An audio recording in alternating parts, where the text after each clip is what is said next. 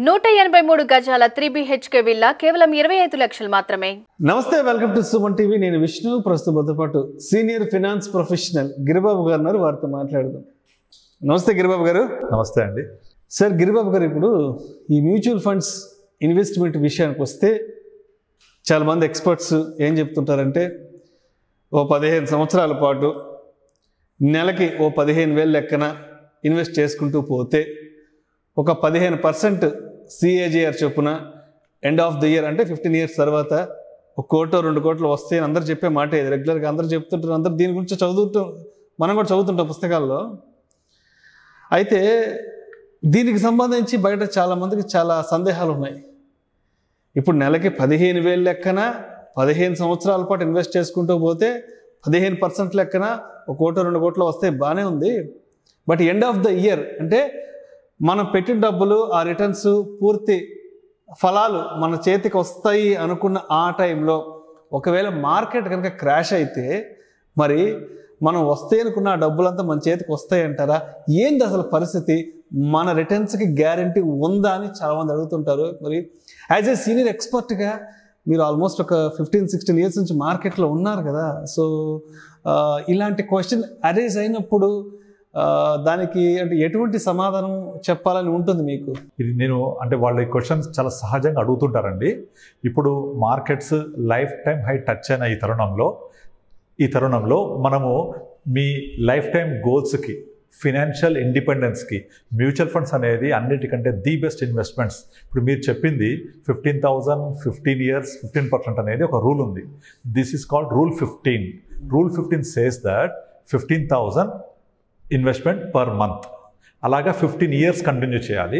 And rate of return వచ్చేసి 15% కనుక వస్తే, CAGR వస్తే 15,000 per month, 15 years period, 15% return per annum CAGR వస్తే the net output result will be exactly 1 crore.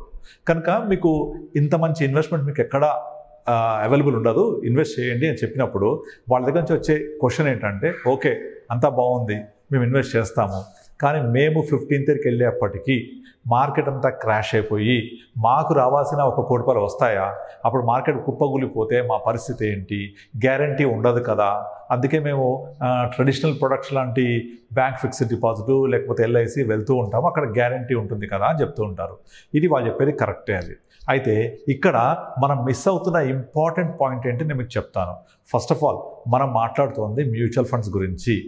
Mutual ఫండ్స్కి stock మార్కెట్కి అవినాభావ సంబంధం ఉంటుంది, ఇండైరెక్ట్గా సంబంధం ఉంటుంది, డైరెక్ట్గా సంబంధం ఉంటుంది. కానీ మనం మాట్లాడుతోంది మార్కెట్ క్రాష్ గురించి అంతా, స్టాక్ మార్కెట్ గురించి క్రాష్ గురించి మాట్లాడుతున్నాం.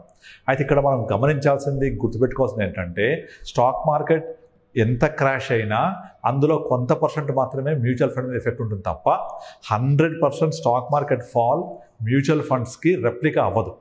మీకు ఎట్లా చెప్పొచ్చు అంటే, example 2008 Lehman Brothers financial crisis జరిగినప్పుడు ఈ లాస్ట్ 2 decadesలో that is the biggest and deepest sharpest correction till now in the last 2 decades. మనం అదే మాట్లాడుకుందాం.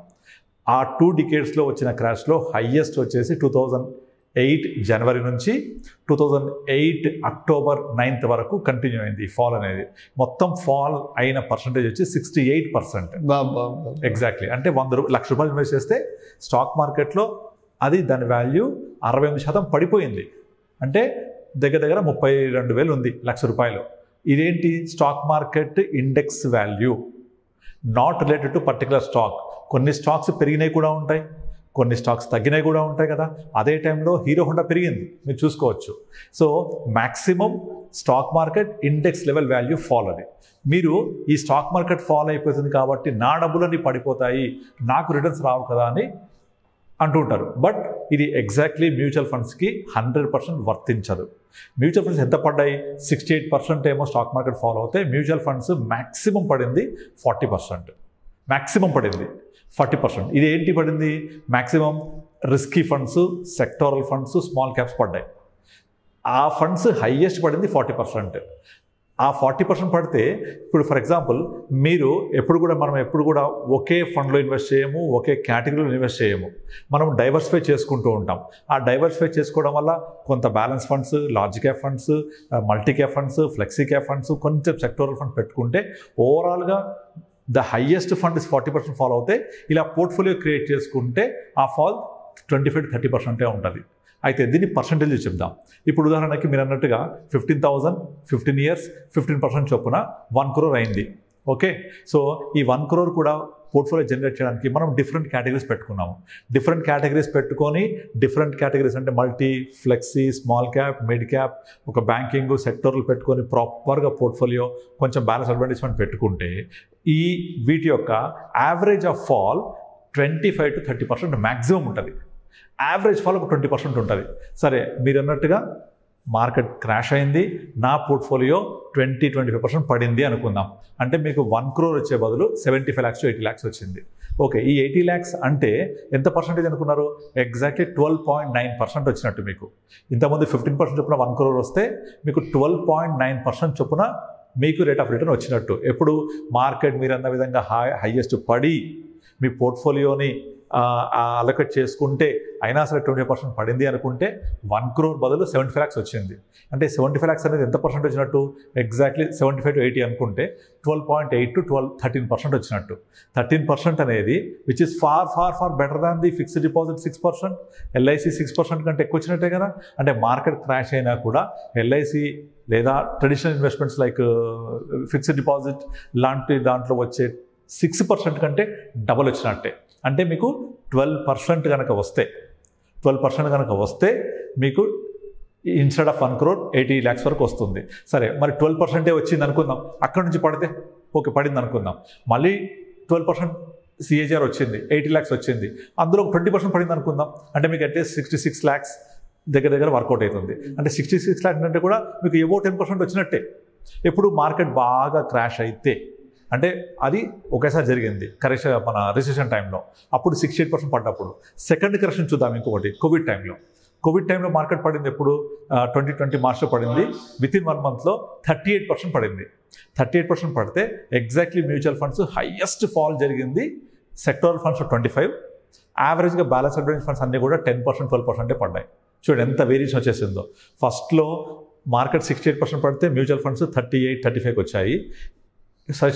ఈ మన కోవిడ్ వచ్చేప్పటికి మార్కెట్ 38% పడితే మ్యూచువల్ ఫండ్స్ అన్నీ కూడా సెక్టరల్ ఫండ్స్, రిస్కీ ఫండ్స్ 18%కి వచ్చాయి. వేరాజ్ పోర్ట్ఫోలియో అలొకేట్ చేసుకొని ప్రాపర్గా బ్యాలెన్సింగ్ చేసుకొని ముందుకెళ్తే, లైక్ కొంతమంది ఏంటంటే స్మాల్ క్యాప్స్ బాగా పర్ఫామ్ చేస్తున్నాయి కానీ మొత్తం తీసుకెళ్ళి స్మాల్ క్యాప్లో పెడుతూ ఉంటారు. That is wrong. అలా కాకుండా ప్రాపర్ అలొకేషన్ చేసుకుంటే దో మార్కెట్ 38% పడ్డప్పటికీ మీ టోటల్ పోర్ట్ఫోలియో పడింది హార్డ్లీ 12-15% నుంచి ఉండదు. ఇది అయిపోయిందా? మీరు మళ్ళీ సెకండ్ గమనించండి.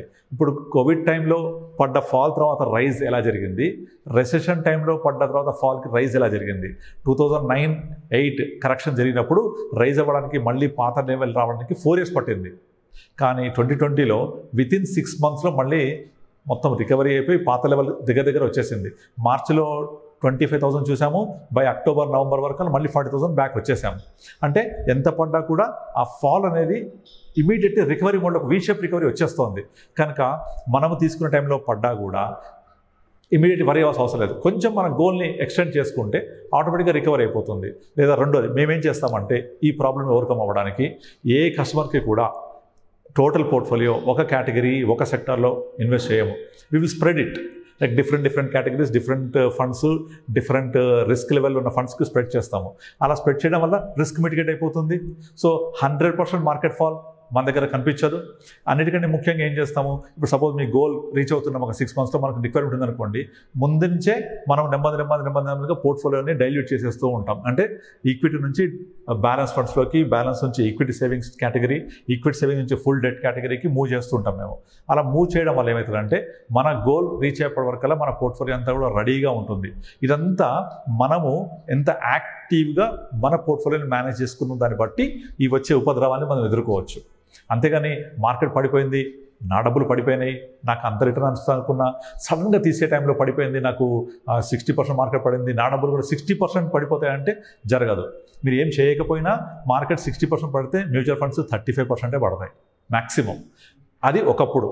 ఇప్పుడు లేటెస్ట్ ట్రెండ్స్ తీసుకుంటే ఇప్పటిదాకా హిస్టారికల్గా యావరేజ్గా ఒక రెసెషన్ టైంలో తప్పిస్తే ఎప్పుడు కూడా 40% నుంచి పడలేదు మార్కెట్. సో 40% హైయెస్ట్ ఫాల్ జరిగితే కూడా మ్యూచువల్ ఫండ్స్ 20-25% నుంచి పడవు. దాన్ని కూడా మనం ఎదుర్కోవచ్చు by creating a proper portfolio allocation, different segments, different categories. అలా చేసుకొని రిస్క్ని తగ్గించుకోవచ్చు, ఫాల్ పర్సంటేజ్ని తగ్గించుకోవచ్చు. రెండోది, గోల్కి రీచ్ అవుతున్నప్పుడు ముందుగానే పోర్ట్ఫోలియోని డైల్యూట్ చేసుకొని మన గోల్ రీచ్ అయ్యేటప్పుడు మొత్తం అనుకున్న విధంగా డబ్బులు వచ్చేలాగా ప్లాన్ చేసుకోవచ్చు. నెంబర్ 3, ఎప్పుడు కూడా ఒకే ఫండ్, ఒకే కేటగిరీ 80% మార్కెట్లో రన్ అవ్వదు. Market always cyclical. మీరు గత 20 years తీసుకుంటే మొదట్లో ఐటీ, తర్వాత ఇన్ఫ్రా, తర్వాత ఎఫ్ఎంసీజీ, బ్యాంకింగ్, ఫార్మా ఇలా మారుతూ ఉంటుంది. ఈ సిక్లికల్గా ప్రకారంగా మార్కెట్ ఎట్లా మూవ్ అవుతుంటుందో దాని ప్రకారంగా మనం కూడా ఒక 2-3 years తర్వాత ఒక కేటగిరీ ఇది రన్ బాగా అయిపోయింది, ఇంకా పర్ఫామ్ చేయట్లేదు అనుకున్నప్పుడు దాన్ని మనం రివ్యూ చేసుకొని ఎక్కడైతే ప్రాఫిట్స్ బాగా వచ్చాయో దాన్ని చేంజ్ చేసుకుంటూ ముందుకెళ్తూ ఉంటే మన యొక్క CAGR, ఈ కాంపౌండెడ్ యాన్యువల్ గ్రోత్ రేట్ కాపాడుకోవచ్చు. ప్రాపర్ రివ్యూ చేసుకుంటూ పోర్ట్ఫోలియోని రీబ్యాలెన్స్ చేసుకుంటూ ముందుకెళ్ళొచ్చు. కనుక మార్కెట్ ఎంత క్రాష్ అయినా ఎట్లాంటి పరిస్థితుల్లో కూడా మనము మన 15% కంటే ఎబోవ్ రిటర్న్స్ వచ్చేలాగా ప్లాన్ చేసుకోవచ్చు. Minimum over period of time 12-15% return వచ్చింది అంటే సూపర్బ్ రిటర్న్, దాన్ని హ్యాపీగా ఎర్న్ చేయొచ్చు. కనుక ఇలా ప్లాన్ చేసుకుంటూ వెళ్తే ఎట్లా మార్కెట్ ఫాల్ అయినా కూడా మనకి వచ్చే ఇంపాక్ట్ ఏం పెద్దగా ఉండదు when we reach the goal. కనుక ఏం వరి అవ్వక్కర్లేదు. ప్రాపర్ ప్లాన్ చేసుకొని, ప్రాపర్ అసెట్ అలొకేషన్ చేసుకొని వెళ్తూ ఉంటే మీకు చాలా డేటా కూడా ఉంది దీని మీద. కంప్లీట్ 100% ఈక్విటీలో ఇన్వెస్ట్ చేస్తే ఎలా వస్తాయి, అసెట్ అలొకేషన్ చేస్తే ఎలా వస్తాయి, డిఫరెన్స్ ఏముండదు, సేమే వస్తాయి. అసెట్ అలొకేషన్ అనేది ఈ ఫాల్ని మిటిగేట్ చేస్తుంది అనమాట. కనుక ఎట్టి పరిస్థితుల్లో all eggs in one basket చేయొద్దు. డిఫరెంట్ బాస్కెట్స్కి స్ప్రెడ్ చేసి అసెట్ అలొకేట్ చేసుకోవాలి, ప్రాపర్ రీబ్యాలెన్సింగ్ చేసుకోవాలి ఎప్పటికప్పుడు, so that we can overcome the market fall also in future. So మొత్తానికి end of the year, end of the day market fall అయినా, అంటే మన గోల్ రీచ్ అవ్వడానికి ఉన్నటువంటి ఆ టైంలో కూడా మార్కెట్ ఫాల్ అయినా మ్యూచువల్ ఫండ్స్ విషయానికి వస్తే పెద్దగా నష్టపోయేది అయితే ఏముండదు. ఇక్కడ ఏమవుతుందంటే జనాలు స్టాక్ మార్కెట్ని చూసి మార్కెట్ పడితే నా ఫండ్స్ పడతాయా అనుకుంటారు. జరగదు అది. ఫండ్ మేనేజర్ ఎప్పుడు కూడా ఆల్ఫా జనరేట్ చేయని ట్రై చేస్తుంటాడు. మార్కెట్ 10% పడితే మ్యూచువల్ ఫండ్స్ 5% పడతాయి.